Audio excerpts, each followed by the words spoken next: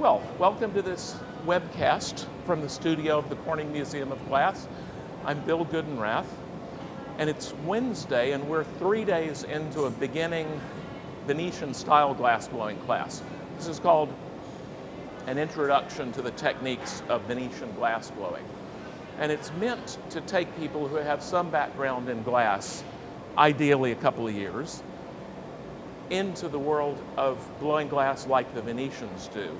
And that involves gathering nicely, blowing bubbles out evenly, and blowing relatively thin vessels with really good necks that break easily. I'll explain all this as we go on.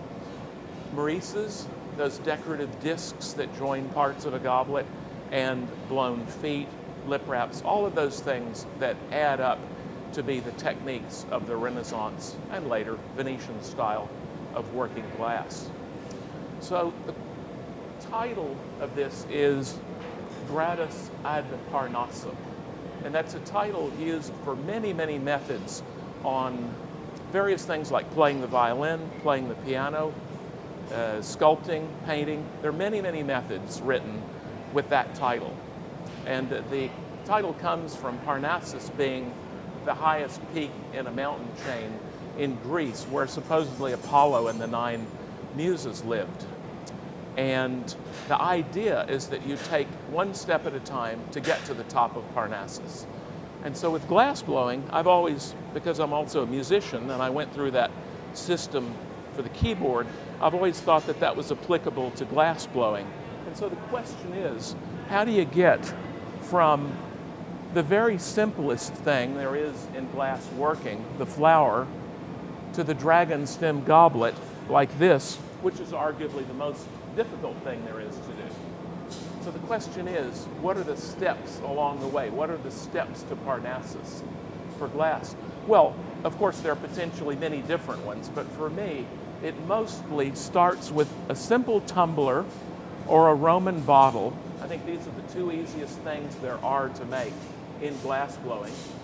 And it proceeds gradually getting more difficult until you eventually get to things like these very complicated compound objects, like the dragon stem goblet, like this goblet made in the late 17th century for the king and queen of Sweden, Carl and Eleonora. Carl and Eleonora, that's a mirror monogram. And this is about the most complicated thing I think there is out there. So how do you get from this, a simple tumbler, to that, and get to this point and feel like you're in control? Feel like you're able to do it every time. Well, we're never in control of glass. It's always a matter of degree of how in control you are of it on a given day. But you can get to the point where you feel pretty secure with something like this. In fact, at the end of this demo, I'm going to assemble a goblet just like this. I have the parts in this pickup box. And so I'm going to show you how that assembly process takes place. We don't have time to do all the parts, but they're ready to go. By the way, don't mistake things like filigrana and things like making the dragon, all these doodads and curly cues and all those. Don't mistake that for difficult. It's not. The canes on this are not the hard part. The hard part is the glass blowing. Once you get the canes on the bubble, in the case of this, or once you roll up the canes on a post and close the end, that's when the hard part begins. Don't worry about that. If you can do these basic things, you can learn those kind of decorations, cane work, funny, like little bit work tricks and things like that. You can learn those really easily. The really hard part of a goblet, the hardest part of this is the cup. By far, the hardest part of this is that cup. So that's what getting from this to about here will prepare you for, making that feel easy. Any questions so far? Okay, all right. So the easiest thing, when somebody has their first encounter with glass, period, I think the easiest thing to make is the flower. This is something on the other side of that wall, something like 450 people do per day here at the Corning Museum of Glass, where they have their first encounter with glass. And it goes thusly. I'm going to get a punty and I'm going to walk over to the main furnace. because that furnace contains 1,000 pounds of clear glass.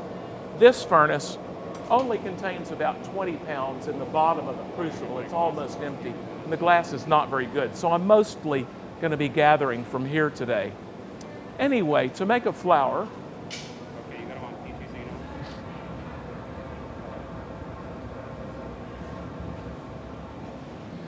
I generally start with what I call a coating gather, just a little bit of glass. Then I gather on top of that more glass. It's going to be doing most of it, yeah. And I head to the bench.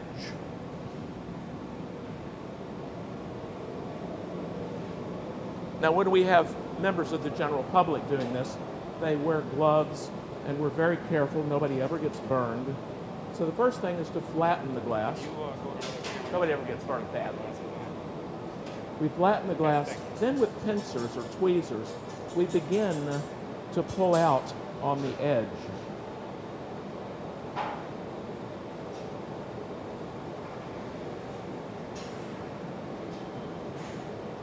And then we pull out at about a 45-degree angle.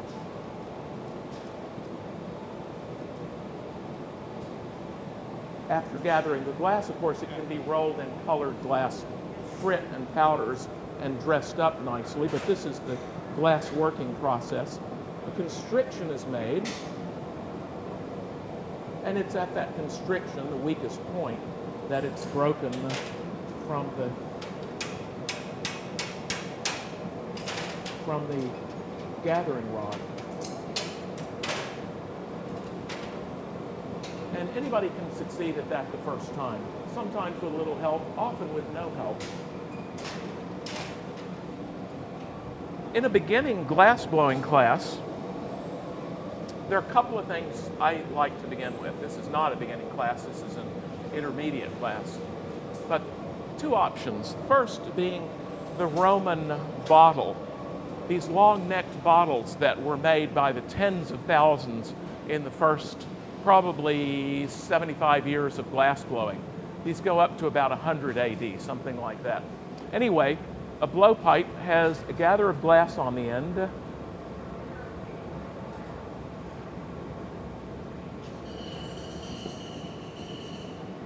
And they all look more or less like the one I'm about to make. They all have a tubular neck, sometimes very long, sometimes stubby, above a bulbous vessel body.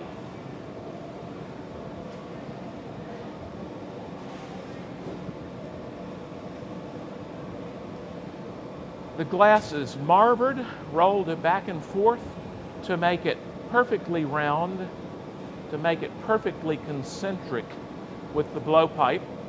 I blow a bubble.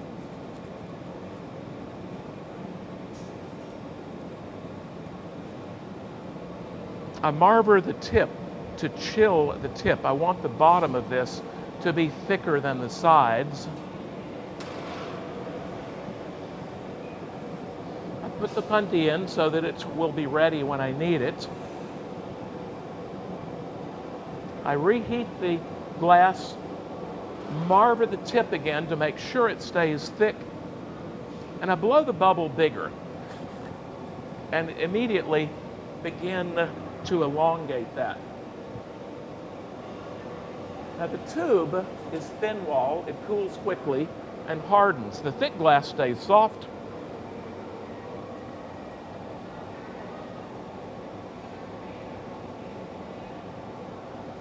And if I blow a second time, the thick glass inflates. I make a constriction near the blowpipe, flatten the bottom.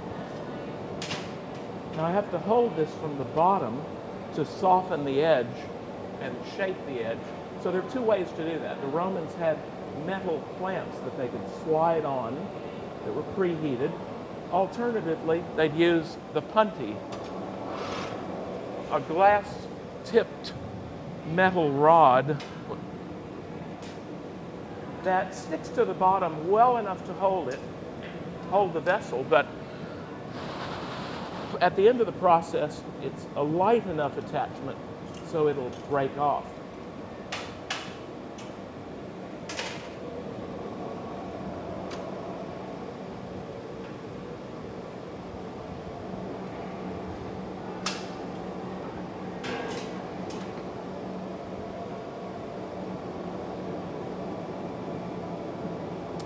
Here's the only absolutely obligatory reheat in glass blowing. It's the reheat after the transfer to the punty.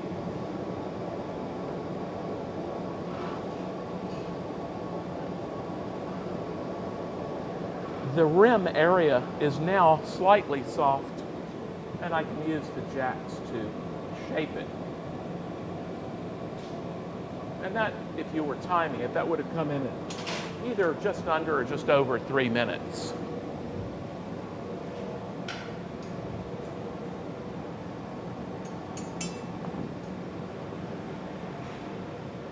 Now, ironically, one of the hardest parts of the process is just getting the glass on the end of the rod, the gathering. And a technique I like to use to show how to do that and have students practice with is this little tray of honey. Honey's gotten on the punty, and if I touch that, it'll stick to everything. Anyway, this is what I call the gathering simulator. So one of the hardest parts of the process is just getting the glass on the end of the rod. So when you open a furnace door, you go in, and there's either a ceramic crucible or a containment liner in a furnace like this one called a tank furnace. Still have honey. That is about the same viscosity as the glass. So we practice gathering by practicing with honey. And the dynamics of what goes on in the furnace when you're gathering are identical to this. You can get absolutely as good as anybody at gathering sitting at your kitchen table with a chopstick and a cup of honey. It's exactly the same. And it's harder than it looks. So anyway, that's the biggest initial challenge for people, gathering enough glass on the end of the blowpipe. So a Roman bottle is a really good introduction. The only problem with that is there's a serious moment when you have to exercise pretty good judgment, and that is when you're elongating that tube. If you do it too quickly, it gets crazy long, crazy fast, and goes out of control. If you don't do it enough, it remains too stubby, and when you blow the second time, everything inflates. And that requires some experience, and beginners obviously don't have much experience. So an alternative is the tumbler, just a simple tumbler made by a process I call the necked spear method. So I'm going to take a blowpipe, gather glass on it,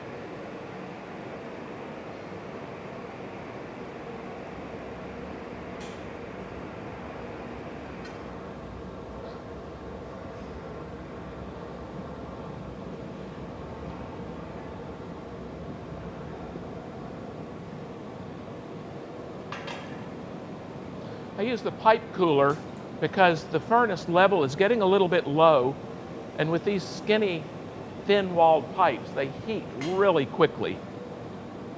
So this allows me to hold the pipe at the balance point.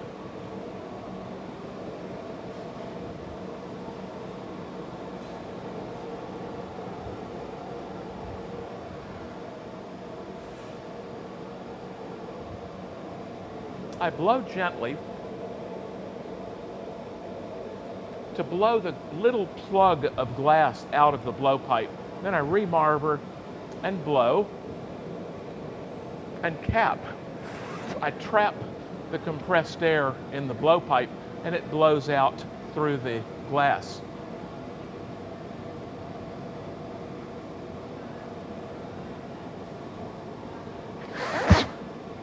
Though at this moment that's not happening.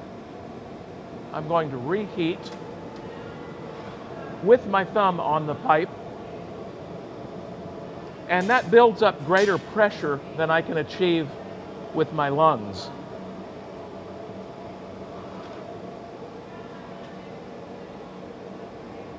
And in fact, this pipe was plugged.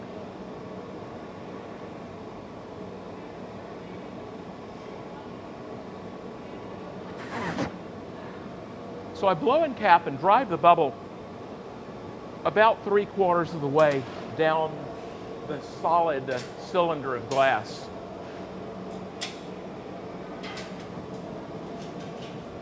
Could I give you that to put away? Thanks, Matthew. I'm My goal here is to blow a sphere, to marver and keep the tip thick, and to begin the neck or constriction.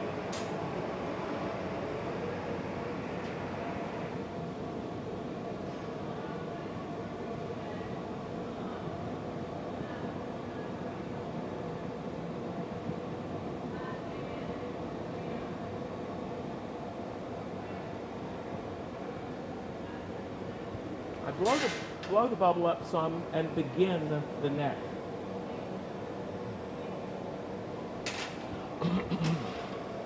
Now because the blowpipe was plugged, the bubble blew out a little unevenly. The thick spot on the bottom is a little off center, but we'll live with that.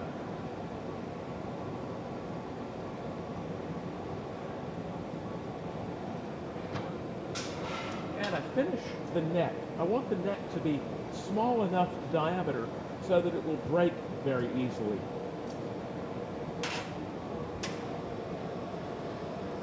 I heat the bottom to flatten the bottom. I just put the punty in so that it will be ready when I need it.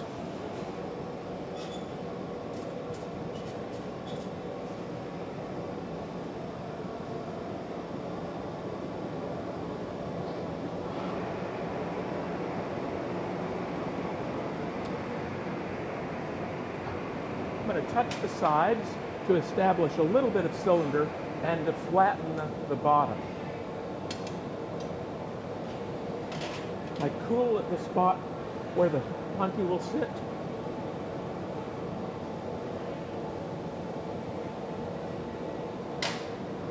And transfer the vessel to the punty. Sometimes it's called punty, sometimes pontal. They're identical, interchangeable.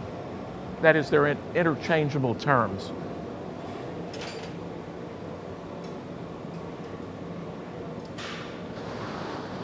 I blow on the face of the punty or pontal just before I put it on so that it won't stick too much.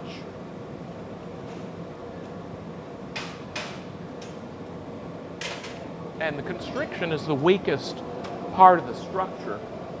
So when I bang it, it breaks at the neck.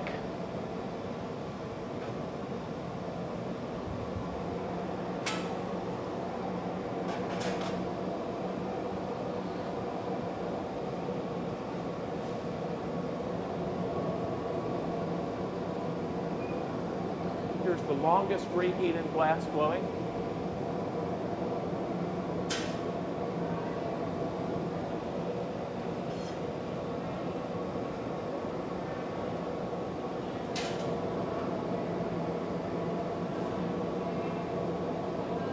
I open the hole to a diameter of about 1 inch.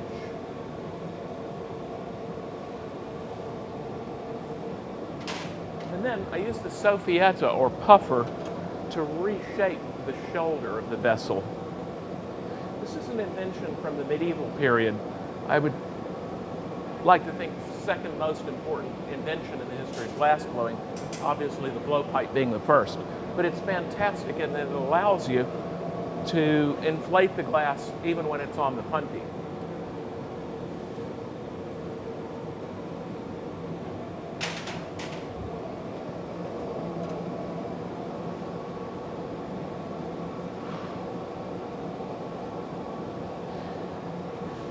After this reheat, I'm going to sit at the bench, open the hole a little bigger, and immediately use the soffietta to, again, reshape the shoulder.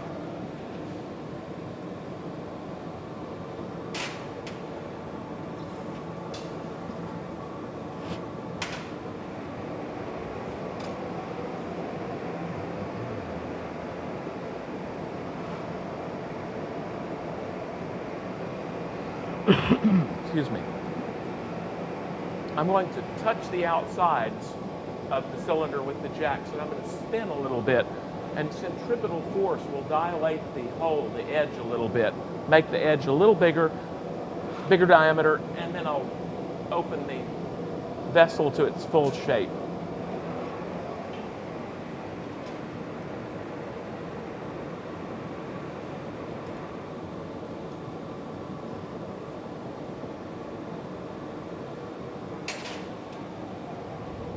And I'll just knock this off It breaks from the punty pretty easily and leaves the characteristic punty mark. And so that's pretty much this vessel.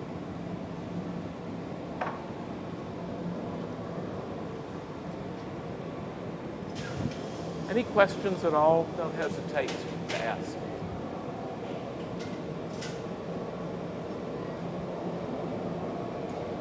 So back to the board.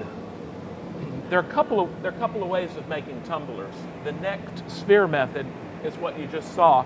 And by the way, that is the method that Venetians use today for making really large things. If you watch Lino Tagliapietro or Davide Salvadore make a really big vessel, they gather glass, blow a bubble, and then they put stuff on the bubble. They put canes, marini, then they maybe gather over it, put more canes, more marini. They wind up with this spherical thing, this spherical bubble with a lot of decoration on it. And then at a certain point, they reheat it and they begin to blow it bigger. They start making the neck. They reheat it, they make the neck skinnier. And they keep repeating that until they get it, sometimes this diameter. And that's essentially what you've just seen. It's the same process. So the necked sphere method of making a tumbler can also be used for making the very biggest things there are in studio glass. The alternative way, and I'll show you that, is what I call blow-yank-blow. The Venetians, to my knowledge, don't have a name for that. And it's the business of blowing a bubble with a thick tip, reheating it, inflating it rapidly, grabbing the end with a tool, and yanking. That's why I call it blow-yank-blow. Yanking it longer, and then blowing. And that's a really quick, elegant, difficult process for making something tall and skinny. So typically they use that for the cup of goblets, for tumblers, for vases up to about this tall and that diameter. Any bigger than that, they use the necked sphere method. So I'm going to show you, I think not a tumbler, but we'll move a little further along in this graded ascent to Parnassus. And I'll show you a blow-yank-blow footed vessel with a maurice, that decorative disc used to join the parts of the vessel, and a blown foot.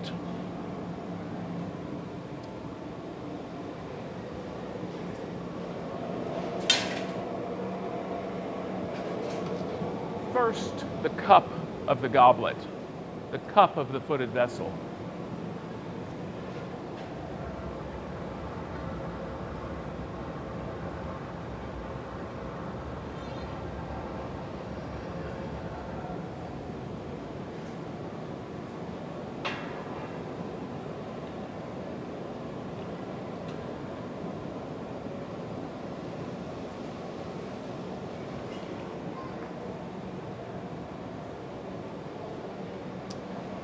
It begins just like the necked sphere.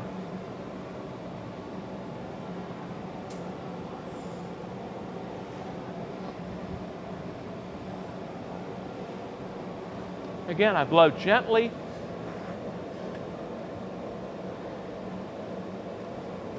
To blow the plug out of the blowpipe, I remarver, and assuming this isn't a plug pipe, I blow and cap and have a bubble move out nicely.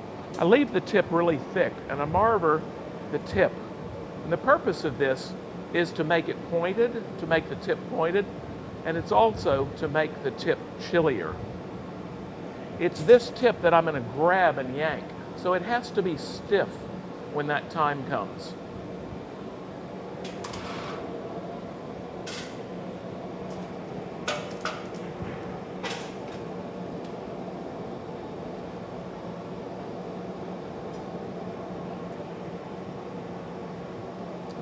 This procedure requires either a bench blow, an assistant down at the left arm of the bench ready to blow, or a blow hose. I prefer the blow hose because I prefer to work solo. There's really no historical precedent for that, but I vastly prefer it. And here comes the blow-yank-blow process. I start the neck. And I go back and forth to chill the constriction. Pull, blow, yank a little, blow a little. I finish the neck, trim the tail.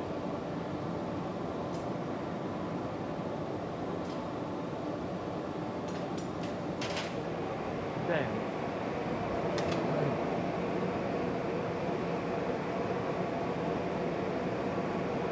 Dan, could you move your right foot?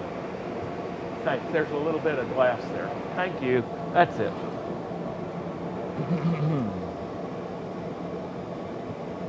Now I'm going to set the angle of the sides. I want a slight taper. So I hold the jacks at a slight angle and blow gently. And like blowing into a mold, the jacks contain the outward movement. Now I'm going to add a bit and shape it to become a merise. M-E-R-E-S-E. Venetians say merise. There's a bit of glass.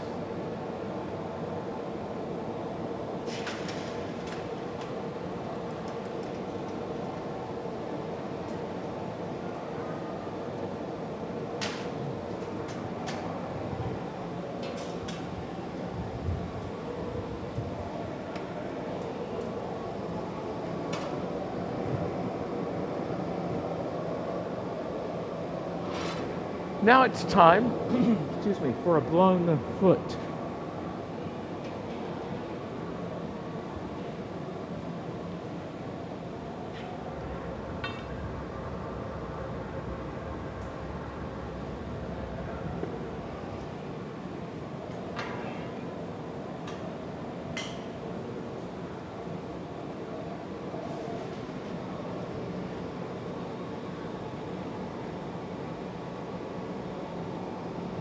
I can always flash the vessel to keep it hot while I'm blowing out the bubble.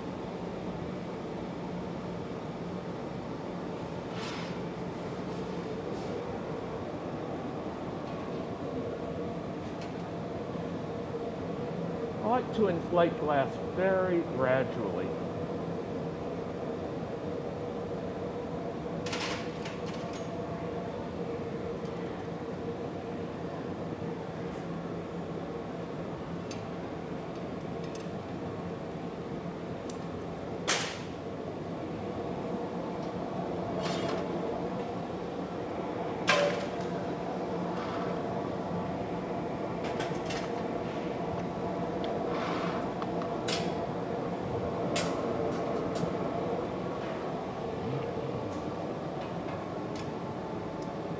To make this a foot, I have to have a hole in the end. So I make a constriction.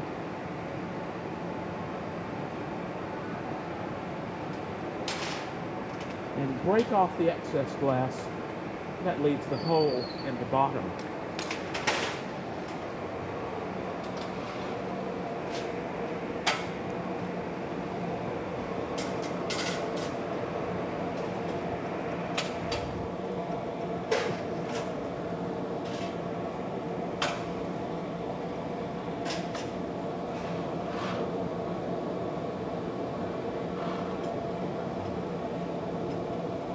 I like to use the soffietta on feet.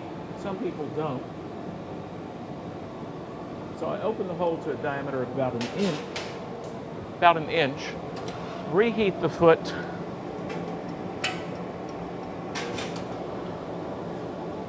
and use the soffietta to reshape it.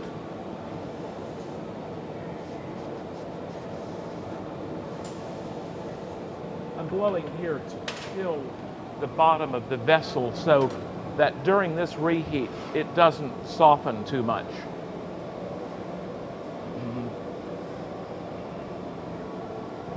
This will have a folded lip. It's very easy to do an inner fold. It's harder to do an outer fold, but this will have an inner fold. It's very common in blown feet throughout the history of glass in periods where in which people made blown feet. So there's the fold. so it creates a double layer of thickness.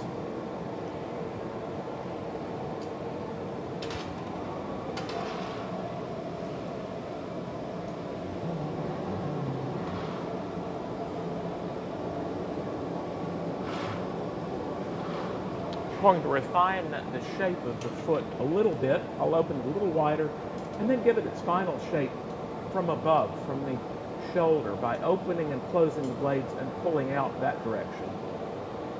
I'm going to put the puntee there, but I need it to be cooler than it is now.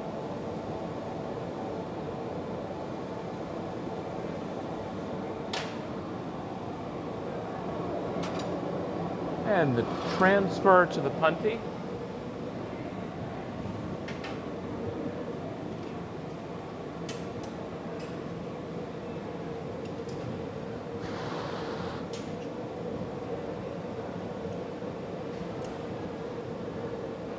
Tips in the crevice, a little tap.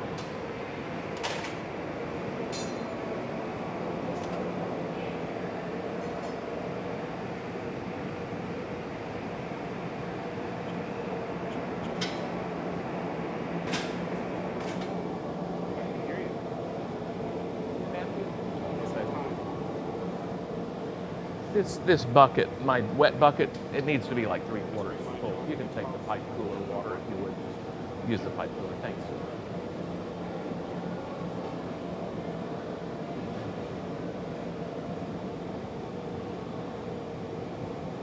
Thanks so much. I am going to ask you to gather a standard setup when I'm toward the end of this, okay? Use one of these pipes? I prefer one of those, yeah.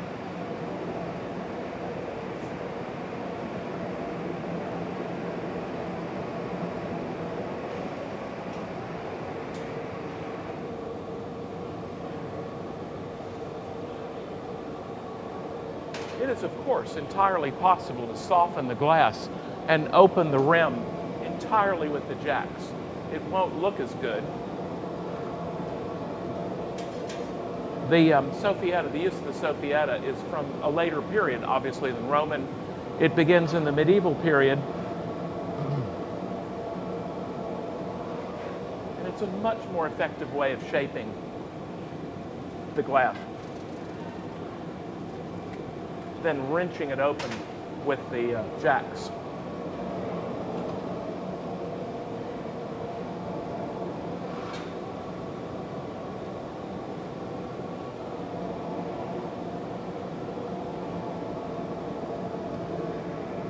And the two-stage soffietta opening involves opening the hole bigger. I'm going to touch the sides to reinforce the straightness of the sides. Open the hole bigger, immediately soffietta. I have to move quickly because the glass is really thin and it cools really quickly.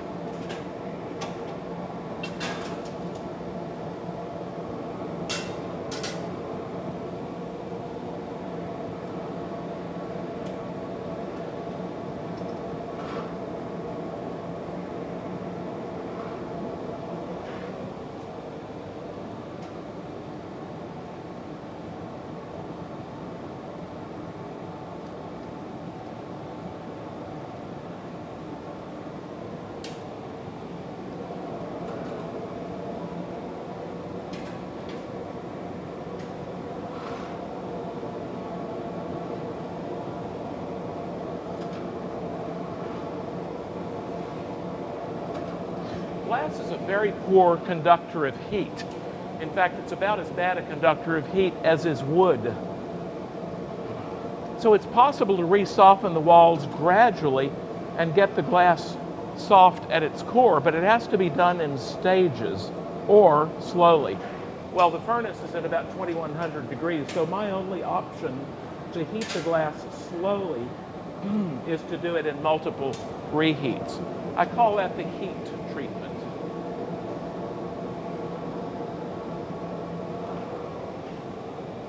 The wonderful glass teachers, glass artists, Lisa Zerkowitz and Boyd Sagiki call it build-up heat. Same thing.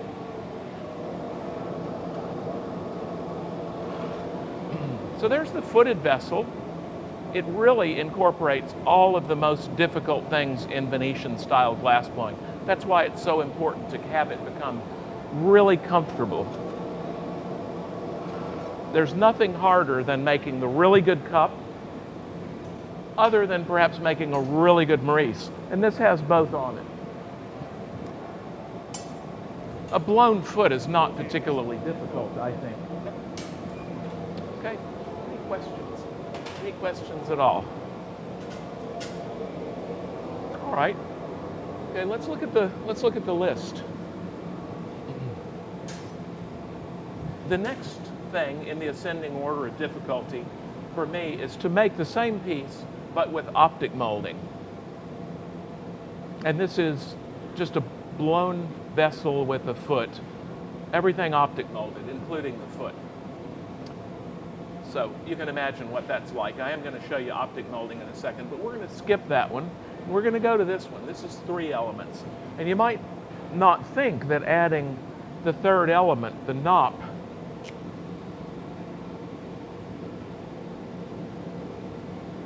you might not think that's that big a deal, but it is in a way that you might not suspect. And that is that adding this part requires you to be on the blowpipe longer.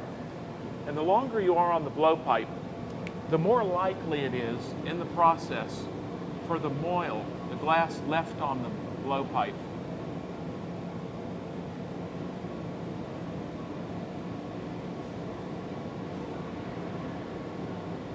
I think that's how you spell it. I'm not sure. I should know, but I don't know. Anyway, the glass left on the blowpipe. If you start adding things, if you make a tumbler, you flatten the bottom, you punt it, you break it off. That takes, you're on the blowpipe maybe 3 minutes. If you add a Maurice and a blown foot, that might add another 5 minutes. When you add a knop, that adds another couple of minutes. You have a Maurice, a knop, a Maurice, and a blown foot. Well, you might be on the blowpipe for 8 minutes, 7 or 8 minutes at that point. And if you're not being really careful to keep the moil hot while you're working out here, it'll get chilly, it'll crack, the cracks will go down in the vessel. And just about the time, cruelly, just about the time you're going to transfer it to the punty and move on to the next phase, it cracks and is damaged irreparably. So the trick with these taller things is to flash properly and to keep this, the moil, 3 to 4 inches from the right arm of the bench. And that's, in a way, one of the very hardest things to do in glass blowing. When you get really tall, complicated objects, not this, because this is assembled in sections, but when you get vessels that are assembled on the blowpipe, the classic example is the Nuremberg goblet.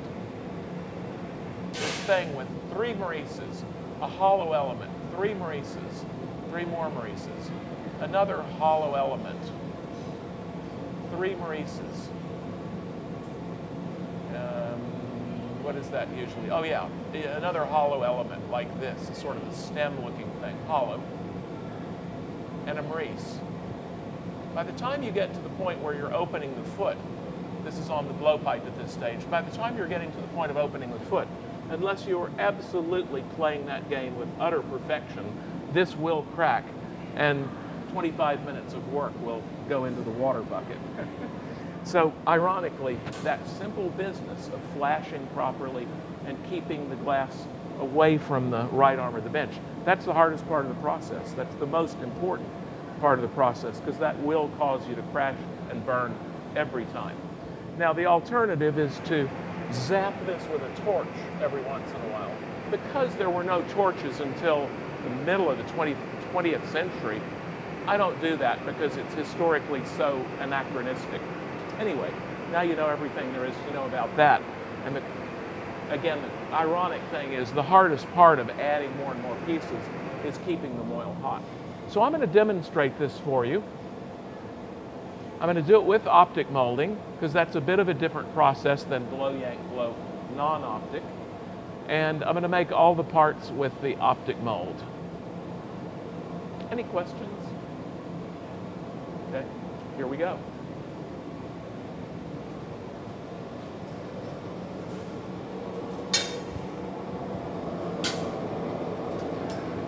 This is overall the process I call building a goblet or an object on the blowpipe. First thing I do is I gather the glass that becomes the cup. Then I add stuff, a maurice, a knop, a maurice, a blown stem, whatever. You add all these things from above, and then you finally punty it and open it. That's building a vessel on the blowpipe. The alternative is what we're going to do at the very end, which is assembling a vessel from pre-made parts using glue bits to stick them all together. That's the way you make the dragon stem and the Carl and Eleonora goblet. So this is a gather for optic molding.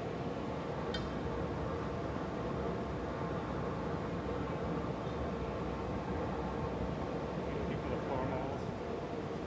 Yeah, they're right over here. Yeah. You may notice that the gather for optic molding, I don't know why I said that, because the gather for optic molding is exactly like the gather for non-optic molding, but the setup is slightly different, and here it comes.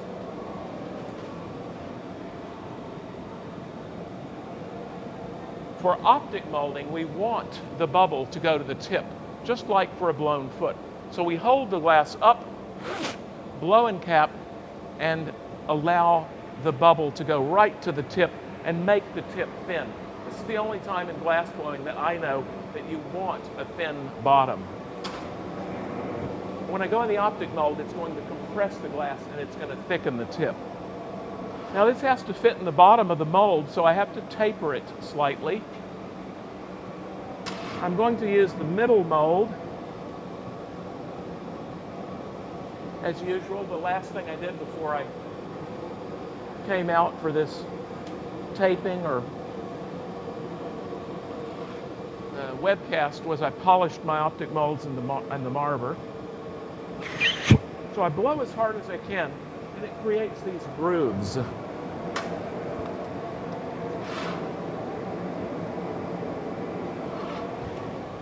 I'm going to twist this. I pull on the end, twist, blow, yank a little, blow a little. Now I have to make my neck and to trim the tail.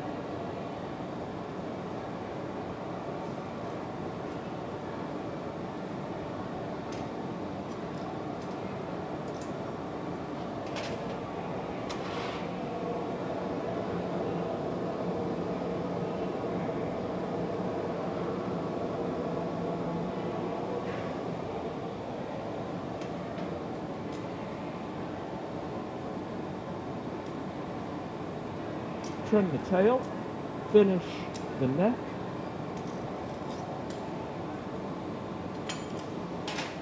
shape the lower part of the vessel,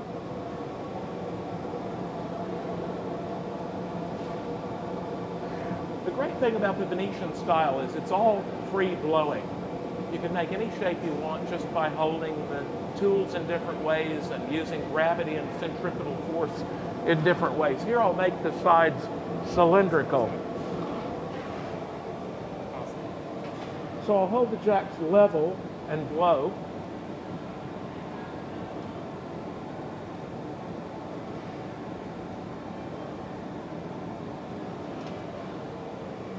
Here comes a maurice.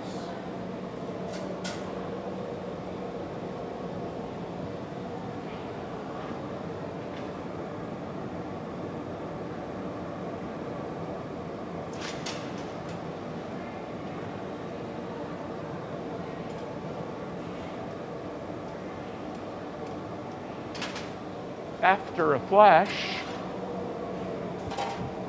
here comes the knot.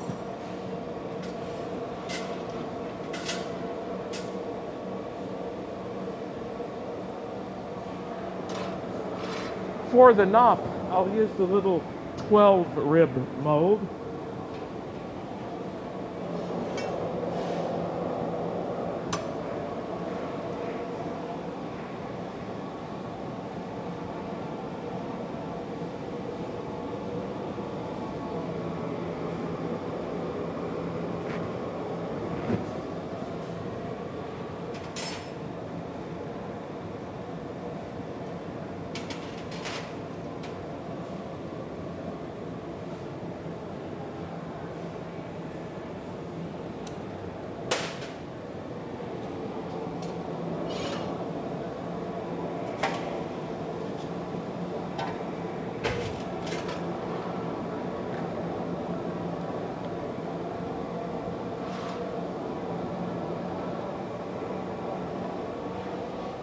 make a decorative constriction near the Maurice. That went on off center.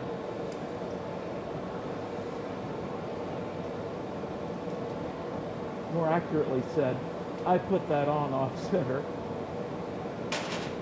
So the constriction straightens it a little bit. It's never going to be beautiful. Now I need to put another Maurice on it.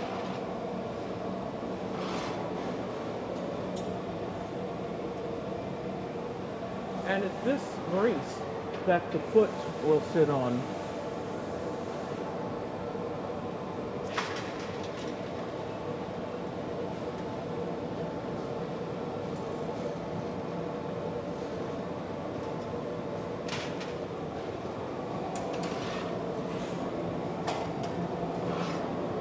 Now the bubble for the foot.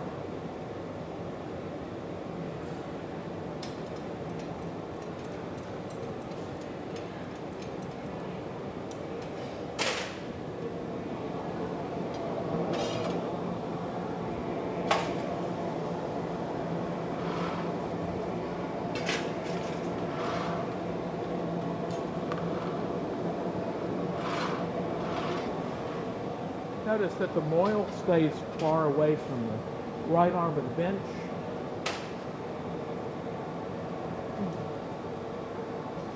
I make the constriction turning only in one direction to tighten the twist.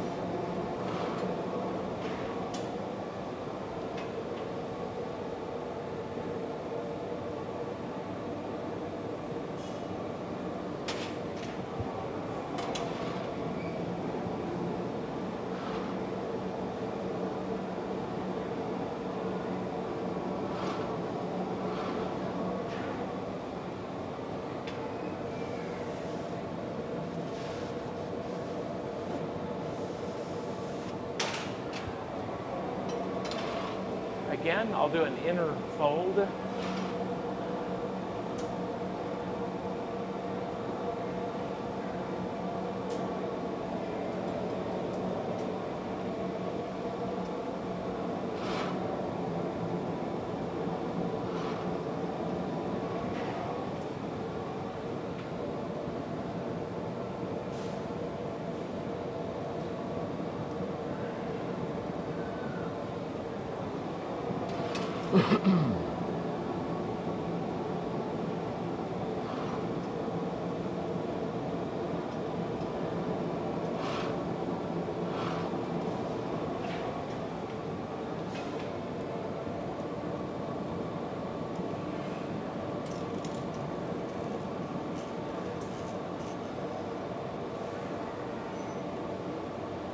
The blown foot can be absolutely any shape you want it.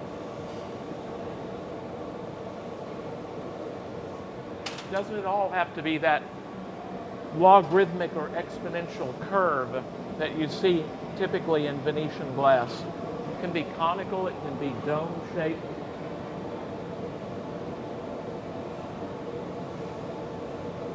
I really want that spot that the punty is going to sit on to be a little bit on the chilly side.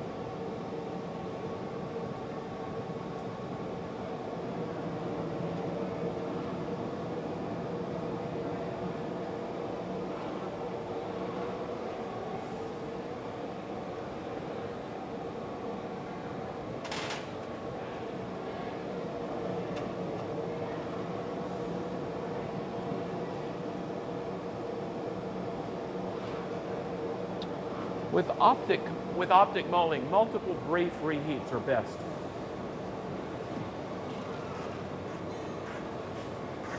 Long reheats melt away the ribs.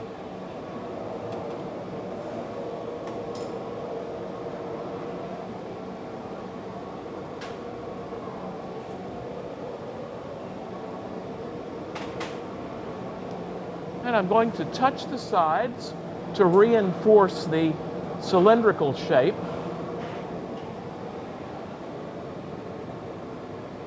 Open the hole a little bigger, Soffietta.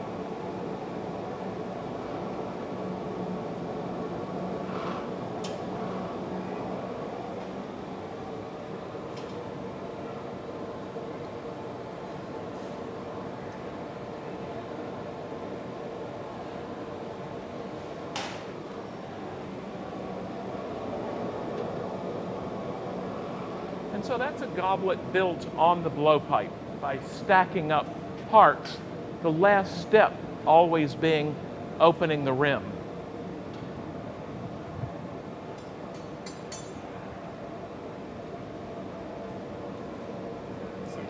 And we'll close with the process that allows you to assemble really any number of parts. There are objects from the early 18th century from Venice with 15 or 20 added flowers and peacocks and various things. And you can just keep stacking the thing up taller and taller, bigger and bigger, more and more decoration, as long as you know how to flash the object, as long as you know how to keep the whole thing hot while you're adding the parts with little glue bits. So the first thing I'm going to do is take the foot assembly that's sitting in the annealer, the pickup box there, held at about 950 degrees Fahrenheit.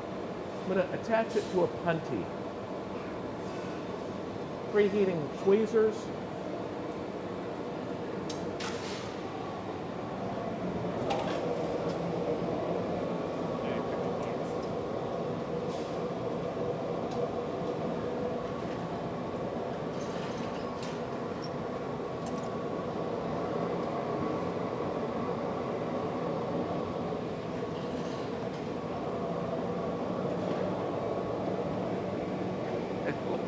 It looks like I'm nervous. I'm actually not, but that's a very awkward way to hold it.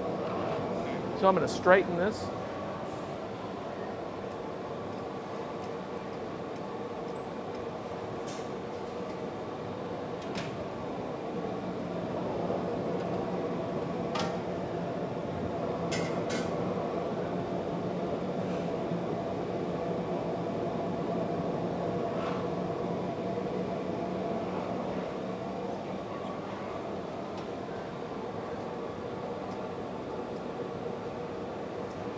I want the punty to harden with the foot, nice and straight, perpendicular to the cup, to the punty, sorry.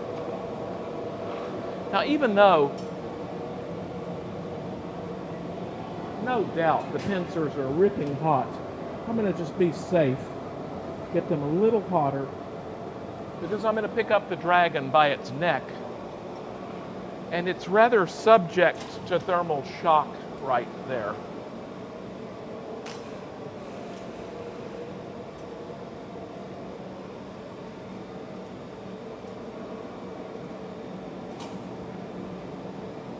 There's my glue bit.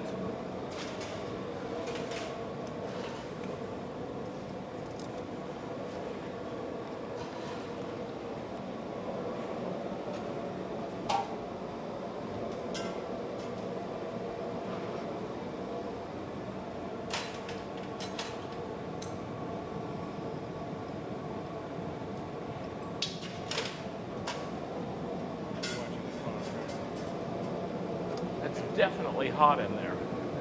I couldn't stand the heat anymore. A really good technique for making that feel less odious is to soak your hand a little bit.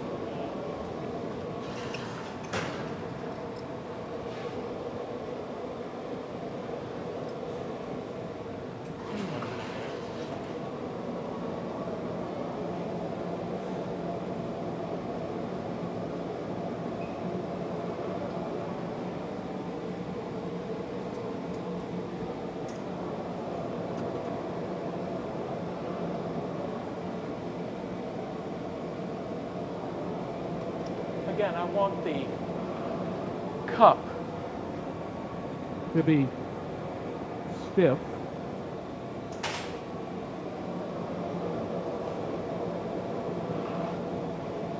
Sorry, I want the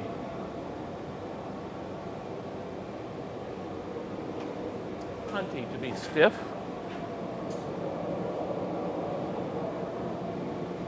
Here's my second glue bit.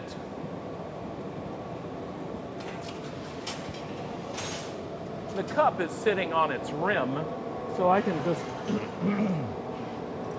do that.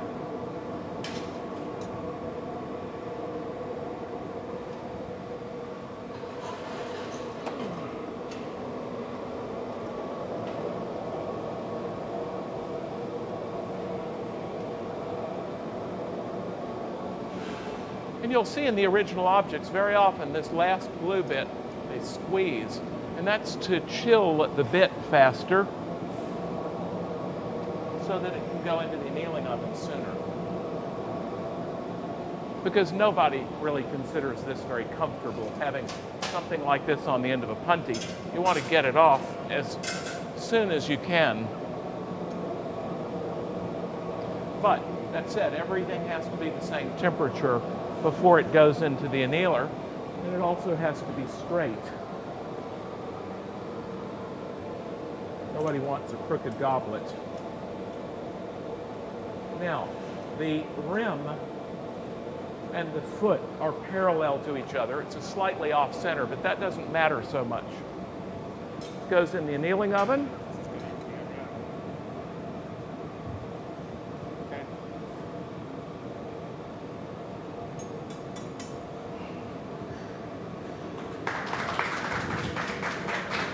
Thank you. So just to conclude, the way you get from this to the dragon stem or this is just one step at a time. Gradus ad Parnassum. One step at a time, you get each stage really comfortable. You move on and it doesn't seem so much more difficult. And eventually you forget that you're making it more and more difficult and you just get used to that. And in the end, by the time you get to this, it's like, oh yeah, that's complicated, but you're not afraid of it. And that's where you want to be. You want to have the illusion that you're in control of it. You never are. But you want to get really close to being completely in control of it so that you can sit back and enjoy it. Thanks very much. All right, thank you.